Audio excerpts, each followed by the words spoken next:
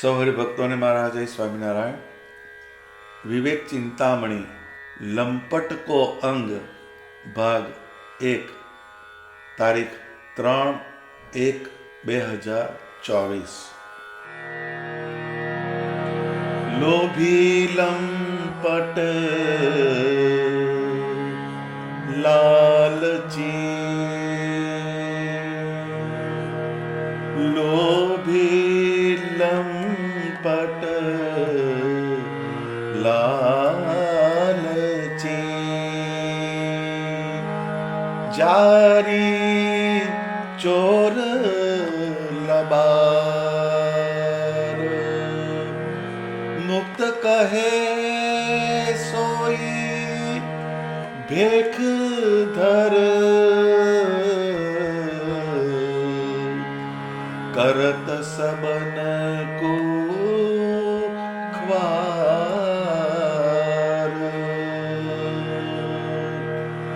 लंपट के उर ना रहे, को बात की टेक, लंपट के उर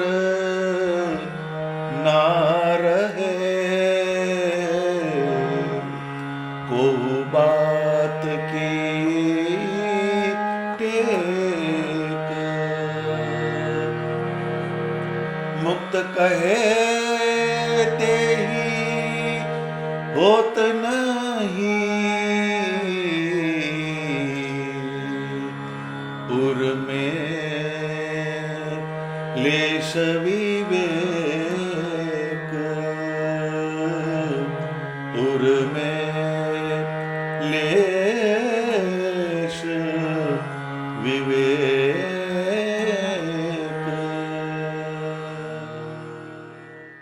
लोभी लंपट लालची, जारी ચોર લબાર. આ એક વાક્યમાં સ્વામીએ 6 પ્રકારના માઇન્ડસેટ મૂકી દીધા. 6 પ્રકારના જીવ હોય એ કલ્યાણના માર્ગમાં તમને અવરોધક બને, અને એ તત્વ તમારા જીવનમાં ઘૂસે તો તમને સ્વામિનારાયણ ભગવાનની પ્રસન્નતાના માર્ગમાંથી પાડે. લંપટકો અંગ, આટલો સારો ગ્રંથ અને આમાં આવી વાત કેમ લખવી પડે? પણ એક ખૂબ જ જરૂરી બાબત છે. એ લંપટ શબ્દ આવ્યો. લંપટ, લંપટ એટલે શું? તો જગતના વિષય સુખમાં લપટાયેલો હોય કામી માણસ, જે જગતની એષણાઓ પૂરી કરવાની પાછળ જ પડ્યો હોય, ફક્ત સંસારના સુખમાં જ રચ્યો પચ્યો રહેનાર, એને બીજું કશું દેખાય જ નહીં. સમયા ના દેખાય, ઉત્સવ ના દેખાય, તીર્થસ્થાન ના દેખાય, સત્પુરુષનો યોગ ના દેખાય, વ્યવહારમાં ડૂબેલો હોય. પારકી સ્ત્રીમાં લુબ્ધ, બીજાની સ્ત્રી હોય એનું ચિંતન કરે. આટલા લક્ષણો લંપટના છે. એ લંપટકો અંગ, આ એક વ્યાખ્યા થઈ એની લંપટ શબ્દની.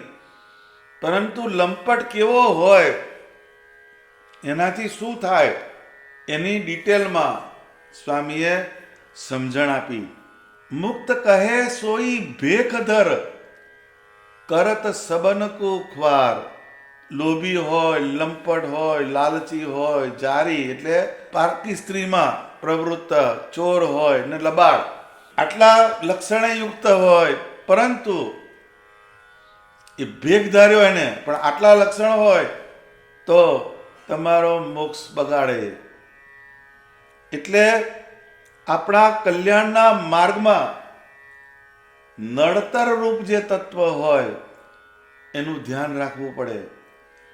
આ મોટા પુરુષ જે હોય એ તમને કલ્યાણના માર્ગમાંથી ભ્રષ્ટ કરનારા તત્વો કયા એનું પણ તમને બતાવી દે, અને કલ્યાણના માર્ગમાં જોડનાર તત્વ કયા એ પણ બતાવે. બંને વસ્તુ બતાવે, એ એક બાજુનું ના કે જેમ ગૌની ગુણ હોય ત્યાં સુધી વાંધો નહીં, એને જોવા ના પડે.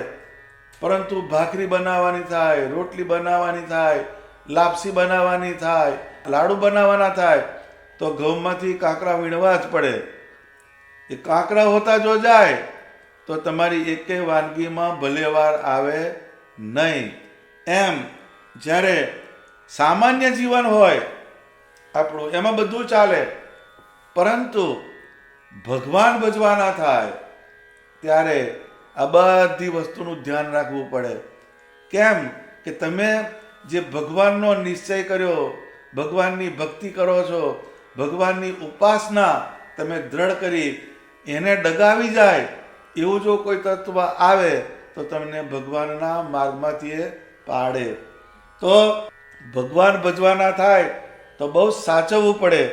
ભજનમાં અંતરાયરૂપ તત્વ હોય એનાથી દૂર રહેવું પડે. પહેલાના સમયમાં એ અજવાળા માટે ફાણસો સળગાવવામાં આવતી, દિવેટ, એનાથી અજવાળું થાય. પરંતુ એ સળગાવ્યો દિવેટ હવે એનાથી એ ઓલવાઈ ના જાય, પવન લાગે ને ઓલવાઈ જાય તો એના ઉપર કાચનો ગોળો મૂકવામાં આવતો. એ કાચનો ગોળો મૂકે એટલે અંદર એવું ને એવો પ્રકાશ આપનારી દિવેટ રહે, એ ઓલવાય નહીં. એમ આપણું ભજન, આપણું સ્મરણ, ધ્યાન એ બધું બંધ ના પડી જાય, માટે આવા તત્વનું ધ્યાન રાખવું પડે. આ મુક્તાનંદ સ્વામીએ કાચનો ઘોડો ફિટ કરી આપ્યો, એ હોય એટલે આપણા સત્સંગમાં બાધ આવે નહીં. સ્વામી વિષયની શરૂઆતમાં કહે છે, લોભી લંપટ લાલચી જારી ચોર લબાડ. આટલા દુર્ગુણો જેનામાં હોય એનાથી ચેતવું પડે. હવે પહેલા લોભી આયા, એટલે કે આવા લક્ષણે યુક્ત હોય અને ભેગ ધારણ કર્યો હોય, પણ એનો તમે જો સમાગમ કરો તો તમને કલ્યાણના માર્ગથી પાડે. તો જે લંપટ હોય એનામાં શું હોય તો કે એ ભેગધારી ત્યાગી હોય, એમાં જુદા જુદા પ્રકાર હોય. એમાં જો એ લોભી હોય તો લાવ ને લાવ એની જ વાત હોય, વન વે ટ્રાફિક જ હોય એનો. એ પોતે જ પદાર્થમાં લોભ રાખતો હોય, એ ક્યારેય ભગવાનના સ્વરૂપ તરફ લોભાય નહીં. એટલે એ લોભ. બીજી વસ્તુ કઈ છે, આ ભેગધારી શબ્દ આવ્યો, પરંતુ એ આપણે માત્ર ને માત્ર સાધુ માટે ઉપયોગ કરીએ નહીં, એ આપણા માટે પણ છે. ભેગ ધારવો એટલે શું? ભગવાનને પામવા માટે જેણે પ્રણ લીધું, જેણે પંચવ્રતમાન ગ્રહણ કર્યા, એ આપણે પણ ભેગ ધારણ કર્યો છે. એ આપણને પણ એટલું જ લાગુ પડે. એ લોભ, પેલો જે લોભ જે છે એ તમને નડે, એ લોભ તમને બધેથી અટકાવે. જેને લોભનું તત્વ આવ્યું એમ કે હવે બહુ થઈ ગયું, આટલું જ અપાય, બજાર ના કરાય, એવી રીતના ભજનમાં પણ એ લોભી થઈ જાય. 5 માળા કરે ને ધરાઈ જાય, 5 દંડવટ કરે ને ધરાઈ જાય, કારણ કે લોભી છે, એ આગળ ચાલે જ નહીં. એ લોભ તમને નડે. બીજું છે લંપટ. લંપટની વ્યાખ્યા મેં બતાવી આગળ. એટલા તત્વ જેનામાં હોય એ લંપટ કહેવાય. પછી લાલચી, લાલચ, જેને જુદી લાલચ હોય, બધેથી લાલચ હોય, એ લાલચમાં ને લાલચમાં એનું મન પ્રવૃત્ત રહે. એ લાલચ, એને લાલચ બુરી બલા એમ કે છે. લાલચ બુરી બલા, એ બલા જેને વળગી એના જીવનમાંથી ક્યારેય સારું તત્વ આવવાનું નથી. એ લાલચ જે છે એ ભગવાનના આકારમાં જવા દેતી નથી. જેની તમને લાલચ લાગે એ તરફ તમારું મન ચાલવા જ માંડે, બુદ્ધિ બાજુ ચાલવા માંડે, તમારી બધી શક્તિ એ લાલચ તમને લઈ જાય.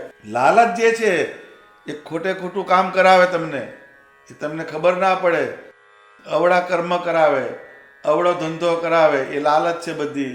લાલચ તમને કોઈક આપે અને તમે બ્લેકમાં કંઈક વસ્તુ કરી આવો અને જેલના સળિયા ભેગા કરી દે તમને, એ લાલચ છે. પછી જારી. જારી એટલે શું તો કે જાર કર્મ, જે પરસ્ત્રી સાથે પ્રેમ કરનાર એ જાર કહેવાય. વ્યભિચાર કરનાર, છેનાડવો માણસ અને લુચ્ચો માણસ, આટલા કેરેક્ટર જારના. એ જાર કર્મ એટલે એ મુક્તાનંદ સ્વામીને બધી ખબર પડે કે આવો જે હોય એ જાર કહેવાય. પછી ચોર. ચોર એટલે બધું ચોરે, જેથી જે ચોરવાની વૃત્તિ હોય એ ચોર કહેવાય. ચોરી એ બહુ સૂક્ષ્મ વસ્તુ છે. તમને જુદી પ્રકારની ચોરી થાય. એ ચોરનું કર્મ એટલે કોકનું લઈ લેવું, કોકને કીધા વગર કોકની વસ્તુ લઈ લેવી, પડાવી લેવી, એ ચોરનું કર્મ કહેવાય. એ ચોર હોય એટલે જ્યાં આપણામાં ચોર વૃત્તિ હોય તો આપણે ભગવાન તરફ આગળ જઈ શકવાના નથી. અને બીજો આવ્યો લબાડ, છેલ્લો લબાડ. હવે લબાડ એટલે શું? આપણે કહી દઉં હાવ લબાડ છે, પણ લબાડનો અર્થ શું થાય તો કે કોઈ પણ વાતનો નિકાલ ના લાવે. કોઈ પણ તમે વસ્તુ એને સોંપી હોય એટલે પેલો પાપડના ગુલ્લાની જેમ ખેંચે જ રાખે, એનો નિર્ણય લાવે નહીં, એનો નિવેડો લાવે નહીં. આળસુ. હવે લબાડી વૃત્તિ આપણામાં આવી તો આપણે કોઈ દિવસ ભગવાનના માર્ગે આગળ ચાલી શકવાના નથી. આળસ પેઠી આપણી. આળસને પ્રમાદ હતી. આળસને પ્રમાદ એ તમને ભગવાનમાંથી પાછા પાડે. પછી જુઠ્ઠું બોલવાની ટેવ વાળો, બધા લબાડમાં આવે છે. સાચું બોલે જ નહીં, કશો ફાયદો ના થવાનો હોય તો પણ જુઠ્ઠું જ બોલે તમને, એ જુઠ્ઠા માણસ કહેવાય, એ લબાડ કહેવાય. પછી દુરાચારી, એનું આચરણ ખોટું હોય, ખરાબ હોય, ભગવાનના પંચવ્રતમાનથી દૂર વર્તતો હોય એ દુરાચારી કહેવાય. બહુ બોલે પણ એનું પાલન ના કરે, વાતોના ભડાકા કહે છે, વાતોના ભડાકા કરે, ભડાકા એ બહુ મોટી મોટી વાતો કરે પણ એમાંનું કશું એ પાળે નહીં. તમે તારે જાઓ, હું બેઠો છું એમ જ કહે તમને, પણ જાઓ તારે કશું આવે નહીં, એ લબાડ કહેવાય. કોઈ વસ્તુ લઈ ગયા હોય તો સમયસર પાછી ના આપે, લાંબો સમય નીકળી જાય પછી આપે. જોઈ તમને વાયદો કર્યો હોય કે તમને મહિનામાં જ આપી દઈશ, પણ તમે પછી જાઓ તો તમને અંડા ગંડા નરસંડા કહે છે એને, એ તમને આટા મરાવે, લઈ જાય પણ પાછું હાલવાની વાત નહીં, અને આપે તો બહુ પાછળથી આપે, એ લબાડ કહેવાય. પછી પૈસા કાઢવામાં મંદ, આ લબાડના લક્ષણ છે. 4 જણ સાથે ગયા હોય તો અમુક જણના હાથ ખિસ્સામાં જાય જ નહીં, પેલો કાઢે ને પછી કે ઉભાર ઉભાર હું આપું, પણ પેલા આપી દીધા હોય, એ લબાડ કહેવાય. આ જુદા જુદા પાત્રો છે, આ સમાજની અંદર સમજવા પડે. આટલી વસ્તુ જો આપણામાં આવે તો આપણને ભજનમાં નડે. એ લબાડી ક્યાં નડે? તો કે ભગવાનનું દર્શન કરવા જાય તો કે છે ખાલી હાથે દર્શન ના કરવા, તો પછી આખો ખિસ્સામાંથી કાઢે, એમાં બધી નોટો ફંફોડે, ઓછામાં ઓછી નોટ હોય નાનામાં નાની એ નોટ ગલ્લામાં નાખે, એ લબાડ કહેવાય. એટલે આપણે લબાડ છીએ કે નહીં એનું કન્ફર્મેશન ક્યાં આવે? ગલ્લામાં નાખીએ તારે પૈસા. આપણે સમજી જ લેવાનું કે આપણે લબાડની કક્ષાએ. પછી બીજાને હાલવાનું હોય તો પોળો થઈ જાય, ત્યાં આગળ એની પર્સનાલિટી પાડવા. આટલા લક્ષણ હોય અને જો એ આપણા જીવનની અંદર જો આવી જાય તો એ આપણને ખ્વાર કરનારા છે. એટલે જીવનમાં લોભી નહીં થવાનું, લંપટ નહીં થવાનું, લાલચી નહીં થવાનું. લાલચ શોની રાખવાની?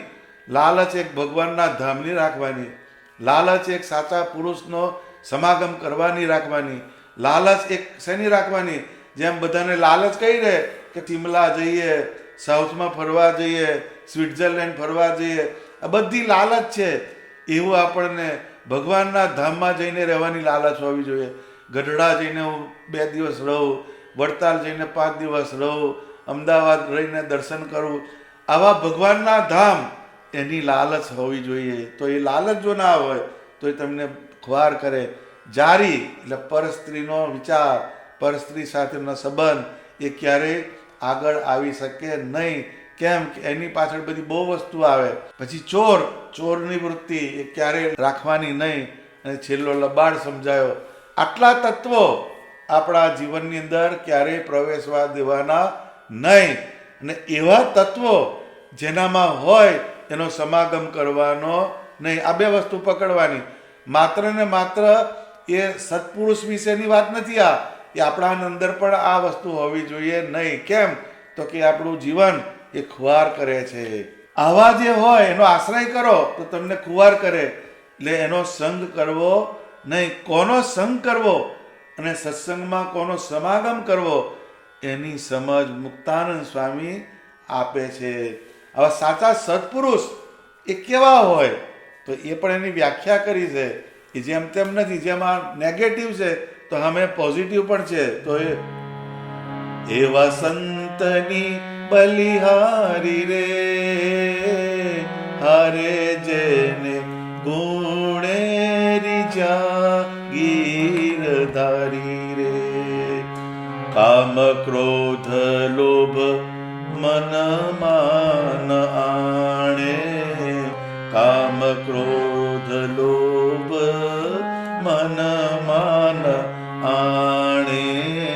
લોભ લહરનો લેશન લાગે, હરે જેને નારી ના શકે નયન બાણ મારી રે.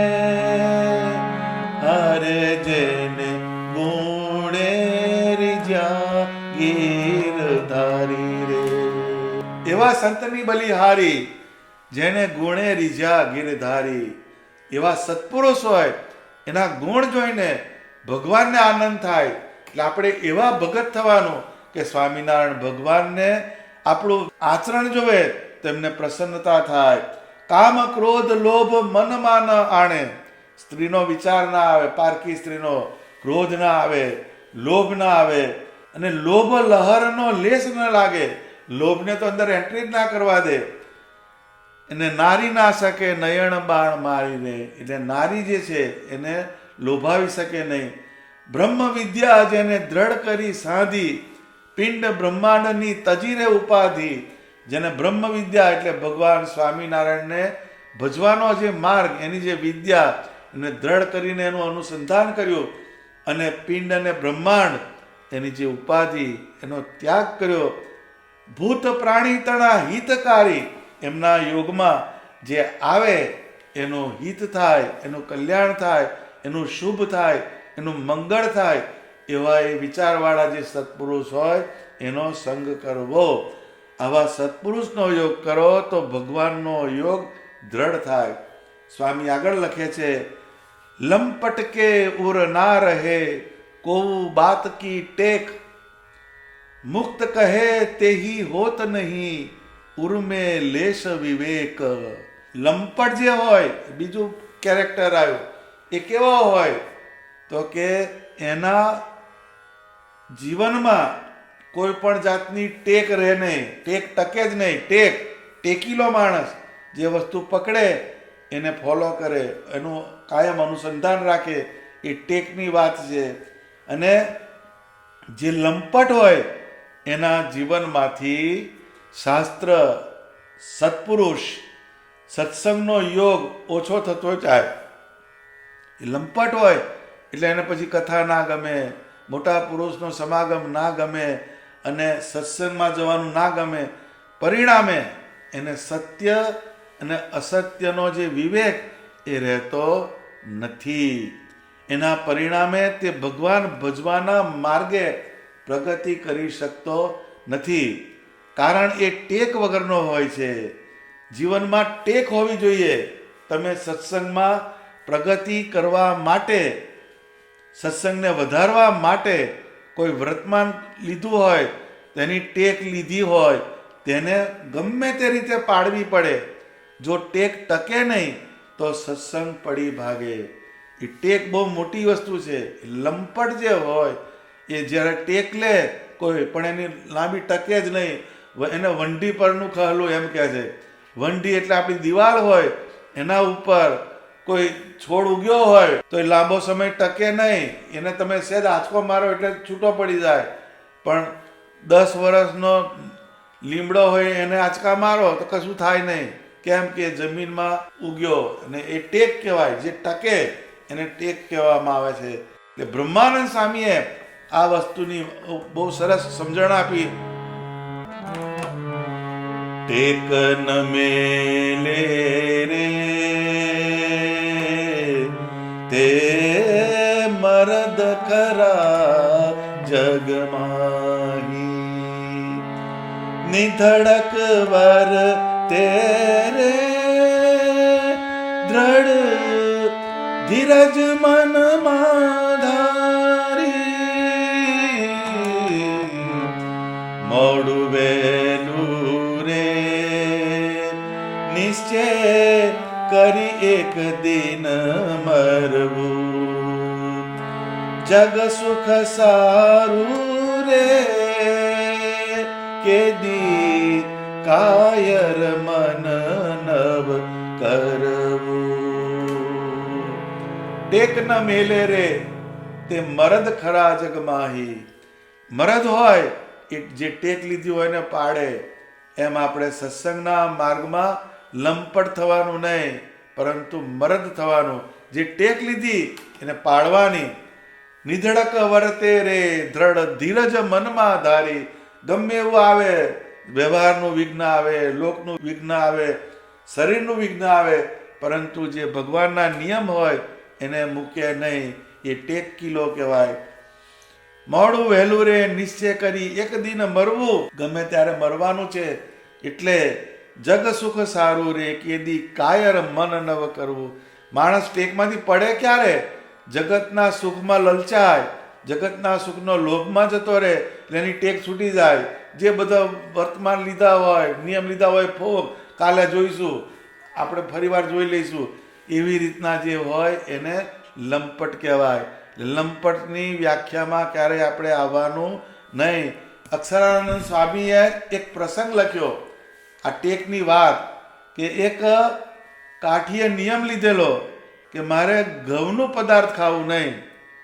પછી થોડાક દિવસ થયા એટલે કોકનું કાર જ હશે મરી ગયા હોય એનું, અને સાટા જલેબી વગેરે પકવાન પંગતમાં પીરસવા માંડ્યા.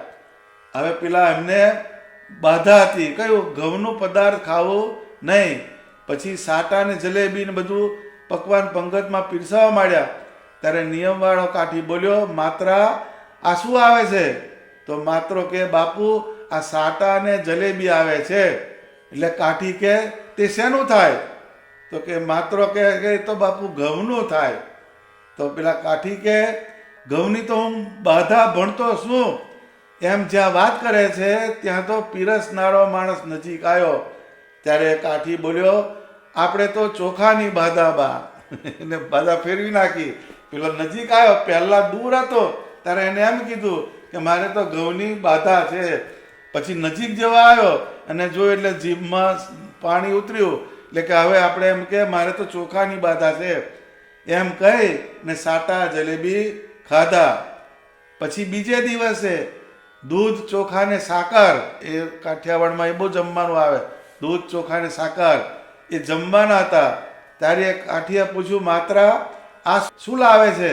તો માટરો કે બાપુ એ તો દૂધ ચોખા ને સાકર છે. ત્યારે કાઠી બોલ્યા, આપણે તો ઘઉંનો નિયમ ગદ્દીનો હોય તે નિયમ ફેરવે. આપણે નિયમ લીધો, સાકર દૂધ ને ચોખા આયા એટલે અંદર દૂધપાક ને એવું, એટલે એને કીધું કે આપણે તો ઘઉંનો નિયમ આપણે લીધો, નિયમ ફેરવે ગદ્દીનો, એમ વાત કરી. એમ કહી અને પછી દૂધ અને સાકર એ જમ્યા. માટે કોઈને આના જેવો નિયમ નહીં રાખવાનો, એ ટેક જે લીધી એને પાળવાની. આ એક વાત છે, આ કોઈ વ્યક્તિ વિશેષ માટેની વાત નથી, પણ અક્ષરાનંદ સ્વામીએ લખેલી આ વાત છે, એમાંથી ઉપદેશ ગ્રહણ કરવાનો છે. આ કોઈ વ્યક્તિ માટે કે કોઈ જ્ઞાતિ માટેની નથી.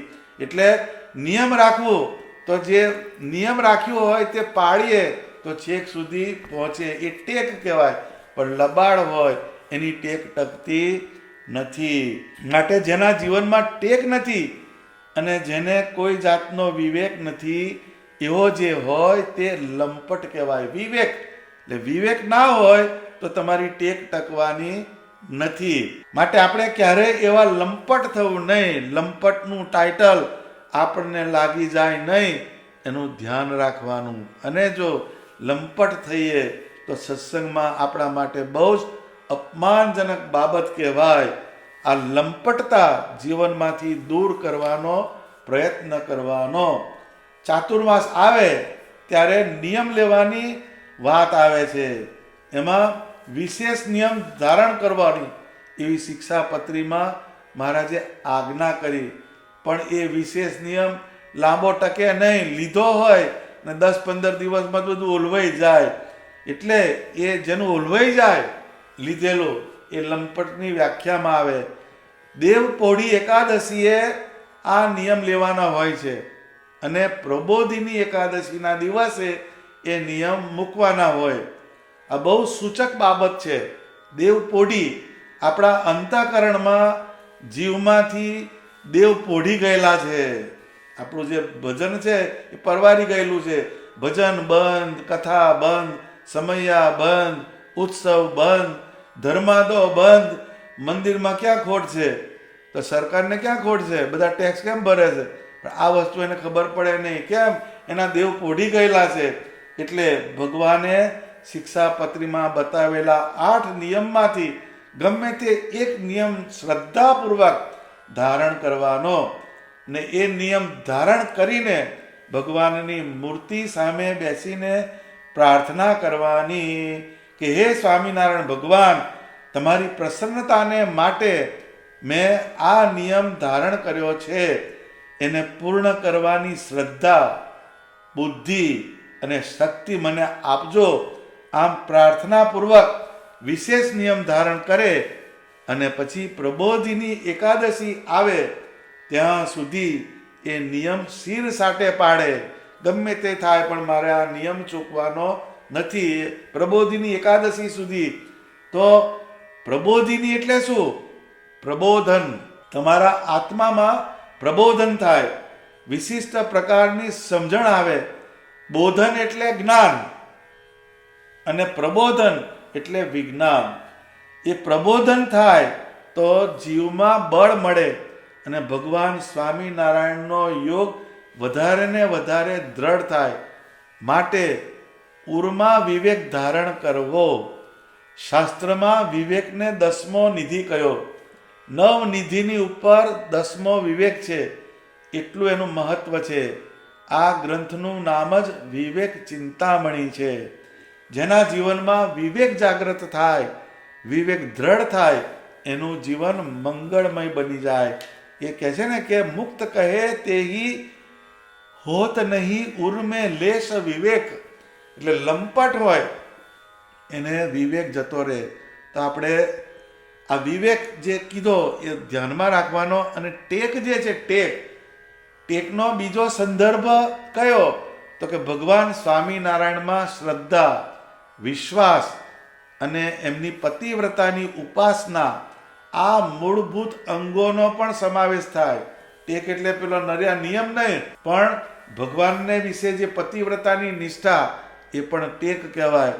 સ્વામિનારાયણ ભગવાને વચનામૃત લોયાના 11માં એક વાત કહી કે પોતાને ભગવાનની મૂર્તિ મળી હોય તેને વિશે જ પતિવ્રતાની પેઠે ટેક રાખવી. જેમ પાર્વતીજીએ કહ્યું છે, જે કોટી જન્મ લગ રગડ હમારી, વરુ શંભુ કે રહુ કુમારી. એવી રીતે પતિવ્રતાપણાની ટેક, તે પણ ભગવાનનું રૂપ ને અન્ય જીવનું રૂપ, તે બેને વિશે અવિવેકી પુરુષને સમભાવ થાય છે, તેની નિવૃત્તિને અર્થે કહી છે. એટલે ક્યારેય ગોળ અને ખોળ એ સરખો કરવાનો નહીં. આપણને જે ભગવાનની મૂર્તિ મળી છે એ અક્ષરધામના અધિપતિ છે, સર્વ કારણના કારણ છે, સર્વ સુખને આપનારા છે. એવા સ્વામિનારાયણ ભગવાનને સમજીને, એવી ટેક રાખીને આપણે માળા કરવાની, આપણે પ્રદક્ષિણા કરવાની, દંડવત કરવાના, કોઈ પણ સત્સંગ સંબંધી ક્રિયા કરીએ એમાં આપણે આવી ટેક એને રાખીને એ ભજન કરીએ તો એ ભજન સ્વામિનારાયણ ભગવાનની પ્રસન્નતા કરાવનારું થાય છે. ટેક માટે સ્વયં સ્વામિનારાયણ ભગવાન કહે છે, એટલે એને બીજા પ્રમાણની જરૂર નથી. જો આપણને સ્વામિનારાયણ ભગવાનના સ્વરૂપમાં પતિવ્રતાની ટેક ના હોય તો આપણી ભક્તિ લબાડ જેવી કહેવાય, લંપટ જેવી કહેવાય, આપણે વિવેક શૂન્ય કહેવાઈએ. તો આ બધા વચન ભગવાનના એ ધ્યાનમાં રાખવાના. આપણે સ્વામિનારાયણ ભગવાનના આશ્રિત થયા એટલે સ્વામિનારાયણ ભગવાન આપણા સ્વામી છે અને આપણે એમના સેવક છીએ. એ ભાવ જીવનના છેલ્લા શ્વાસ સુધી દ્રઢ કરી રાખવાનો અને સ્વરૂપ નિષ્ઠાને પાકી કરવાની, એ ટેક કહેવાય. આપણને મારે તો પણ સ્વામિનારાયણ ભગવાન, ને આપણને તારે તો પણ સ્વામિનારાયણ ભગવાન. આવા વિચાર કેન્દ્ર બિંદુમાં રહેવા જોઈએ. તો એ તમને લંપટના અંગમાંથી બહાર કાઢે. આ બધા શબ્દો એને આપણે અંતઃકરણમાં ફિટ કરવાના. એ જો ના કરીએ તો આપણી ટેક જે છે એ વિસરાઈ જાય. પ્રેમાનંદ સ્વામી કીધું કે માધોજી મેરે તો તુમ હી એક પાવ ધર્મ કો ઠિકાનો, શુભ ગતિ અશુભ ગતિ તુમ હી મેરે તો હાથ તિહારે બિકાનો. એમ ભગવાન સ્વામિનારાયણને કહે છે, મારો આશરો કરવાનું એક જ સ્થાન છે તમારા ચરણારવિંદ. હે સ્વામિનારાયણ ભગવાન, હું તમારા ચરણનો આશ્રિત છું. શુભ ગતિ અશુભ ગતિ, મારું શુભ થાવ કે અશુભ થાવ, એ મારી ગતિ જે થાય, તુમ હી મેરે તો, એ તમે જ કરનાર છો. હાથ તિહારે બિકાનો, હું તમારો વેચાણ છું. જેમ ઇંગ્લિશમાં કહેવત છે, બેગર્સ હેવ નો ચોઇસ. ભીખ માગવા આવે એને એમ કે દૂધ પાક આપજો એમ ના બોલે, એને જે આપે ખાવાનું. એમ સ્વામિનારાયણ ભગવાન મારા જીવનની અંદર જે શુભ હશે, જે સારું હશે, એ મને કાયમ આપશે અને આપે છે. એવી એક ટેક ફિટ કરવાની. હો રસિયા મેં શરણ તિહારી, નહીં સાધન બલ બચન ચાતુરી, એક ભરોસો ચરણ ગીરધારી. હે સ્વામિનારાયણ ભગવાન, હું તમારા ચરણે આવ્યો છું. કેમ કે મારામાં સાધન નથી, બળ નથી, ચાતુરી નથી. એની અંદર આ બધું જ છે, આ જે લખ્યું બધું છે, પણ પ્રેમાનંદ સ્વામી કે એવું કશું મારી પાસે છે નહીં. એટલે ગુણનું અભિમાન મૂકીને ભગવાનના ચરણનો સમાશ્રય કરવો ને એક ભરોસો ચરણ ગીરધારી, એક ભગવાનના ચરણારવિંદની અંદર ભરોસો ફિટ કરવાનો, દ્રઢ કરવાનો, અને ટેક કહેવાય. એટલે આપણા જીવનની અંદર સ્વામિનારાયણ ભગવાનના સ્વરૂપમાં ટેક રાખવાની અને ભગવાનના ભજનને ટકાવે એવા વર્તમાનને પાળવાની ટેક રાખવાની. આ બે વસ્તુ આવી, એક ધર્મનિષ્ઠા આવી, એમાં વચનનું પાલન આવ્યું, અને બીજી સ્વરૂપ નિષ્ઠા આવી. એ સ્વામિનારાયણ ભગવાન પુરુષોત્તમ નારાયણ છે, એ મારા સ્વામી છે, હું એમનો સેવક છું. આવો ભાવ રાખીને એમનામાં પતિવ્રતાની નિષ્ઠા રાખવાની આવી ટેક. આ બે ટેક જો ના હોય તો આપણે લંપટની વ્યાખ્યામાં આવીએ. એટલે ક્યારેય આપણે લંપટના દાયરામાં આવીએ નહીં, એનો જીવનમાં ખ્યાલ રાખવાનો. સહજાનંદ સ્વામી મહારાજની જય.